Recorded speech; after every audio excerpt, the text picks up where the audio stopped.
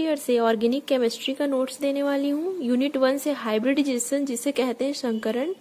तो इस यूनिट का नाम है स्ट्रक्चर एंड बॉन्डिंग। इसके अलावा अगर आप लोगों को बीएससी से रिलेटेड और भी वीडियोस देखने हैं तो आप मेरे चैनल के प्लेलिस्ट में जाकर के देख सकते हैं, वहां आप लोगों को सारे वीडियोस जो है वो मिल जाएंगे।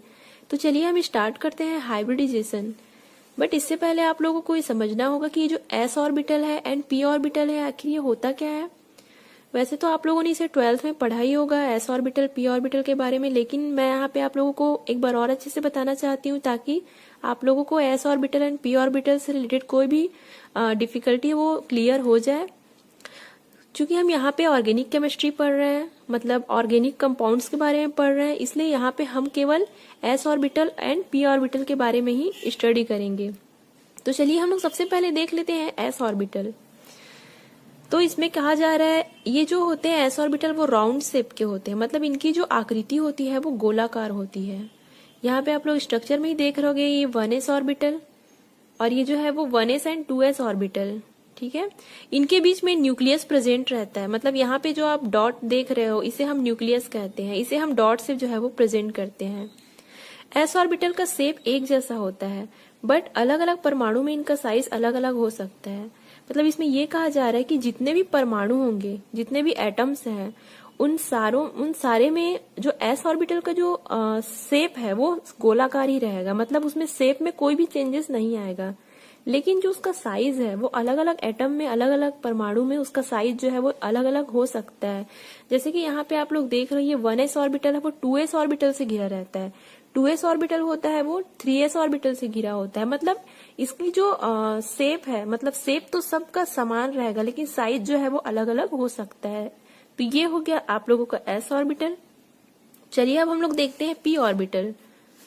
तो पी ऑर्बिटल जो है वो एस ऑर्बिटल से बिल्कुल अलग होता है। हम लोगों ने एस ऑर्बिटल में पढ़ा था कि वो जो होता है वो राउंड शेप का होता है, गोलाकार होता है, लेकिन ये जो पी ऑर्बिटल होता है वो डम्बल शेप का होता है, मतलब आपके डमरू के आकार का होता है पी ऑर्बिटल।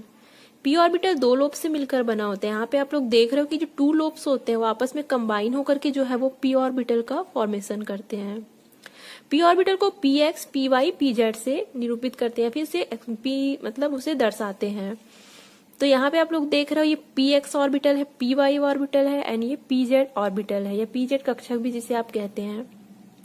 तो आखिर हम लोगों ने कैसे जाना कि ये पी एक्स है, पी वाई है, पी जेड है। तो इसके अक्ष के आधार पर इसे नाम दिया गया। यहाँ पे आप लोग देख रहे हो ये एक्स अक्ष पर प्रेजेंट है पी ऑर्बिटल, तो इसे पी एक्स कहा गया। पी वाई पे प्रेजेंट है ये, तो इसे पी वाई, एंड ये जेड पे है तो इसे पी जेड ऑर्बिटल कहा जा रहा है। यही कहा जा रहा है इनकी पहचान ये जिन अक्ष के सहारे रहते हैं उसी से होती है।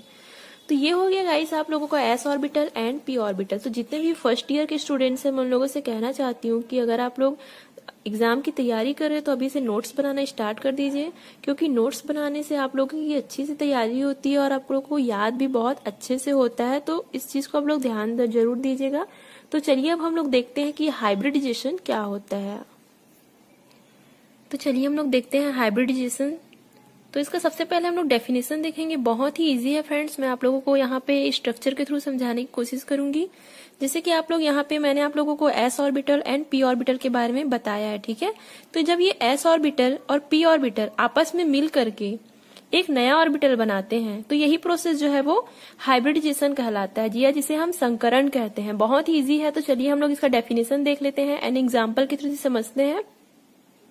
संकरण वह प्रक्रिया है, मतलब हाइब्रिडाइजेशन वह प्रोसेस है जिसमें किसी परमाणु के, मतलब जिसमें किसी एटम के समान ऊर्जा वाले, मतलब इक्वल एनर्जी वाले 2 या 2 से अधिक परमाणु ऑर्बिटल, मतलब एटॉमिक ऑर्बिटल आपस में मिलकर समान ऊर्जा वाले उतनी ही संख्या में नए ऑर्बिटल बनाते हैं। मतलब इसमें क्या कहा जा रहा है कि किसी एटम के समान एनर्जी वाले जब 2 या 2 से अधिक ऑर्बिटल आपस में कनेक्ट होकर के उतनी ही संख्या में नए ऑर्बिटल बनाते हैं तो इसे हम लोग संकरण कहते हैं या हाइब्रिडाइजेशन कहते हैं। यहाँ पे आप लोग देख रहे हो S orbital and P orbital आपस में कंबाइन हुए, आपस में कनेक्ट हुए, तो क्या हुआ एसपी संकरण।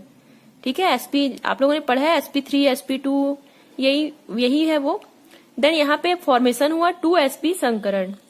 तो हम लोग इसका डेफिनेशन देखने के बाद इसका नियम देखते हैं कि हाइब्रिडाइजेशन के आखिर रूल्स क्या क्या होते हैं, कैसे कैसे रूल्स होते हैं जिसके थ्रू ये हाइब्रिडाइजेशन होता है। तो सबसे पहला है एक ही एटम के लगभग समान एनर्जी के ऑर्बिटल ही आपस में संकरित हो सकते हैं। मतलब इसमें यह कहा जा रहा है, जैसे कि मैंने आप लोगों को डेफिनेशन में पहले ही बताया था कि इक्वल एनर्जी वाले ऑर्बिटल ही आपस में कनेक्ट हो सकते हैं। तो इसे भी यहाँ भी वही चीज को आप लोगों को बताया जा रहा है कि एक ही एटम के लगभग समान एनर्जी के ऑर्बिटल ही आपस में कंबाइन हो सकते हैं या फिर संकरित हो सकते हैं। देन दूसरा है, इसमें जितने ऑर्बिटल भाग लेते हैं, मतलब जैसे कि यहाँ पे 2 ऑर्बिटल भाग लिए हैं, S orbital and P orbital, तो इसमें क्या कहा जा रहा है, इसमें जितने ऑर्बिटल भाग लेते हैं उतने ही नए संकर ऑर्बिटल बनते हैं। मतलब जितने ऑर्बिटल भाग लेंगे, जैसे कि यहाँ पे 2sp संकरण, तो इसमें यही कहा जा रहा है। तो इसकी जो संख्या होगी वो संकरण में भाग लेने वाले ऑर्बिटल की संख्या के बराबर होती है। तो ये भी इसका दूसरा नियम है। देन थर्ड है, इस प्रोसेस में ऑर्बिटल परस्पर मिश्रित होते हैं, न कि इलेक्ट्रॉन। मतलब इसमें यह कहा जा रहा है कि इसमें इलेक्ट्रॉन जो है वो आपस में कंबाइन नहीं होंगे, इसमें जो ऑर्बिटल्स होते हैं वो आपस में कंबाइन होते हैं, मिश्रित होते हैं, न कि इलेक्ट्रॉन।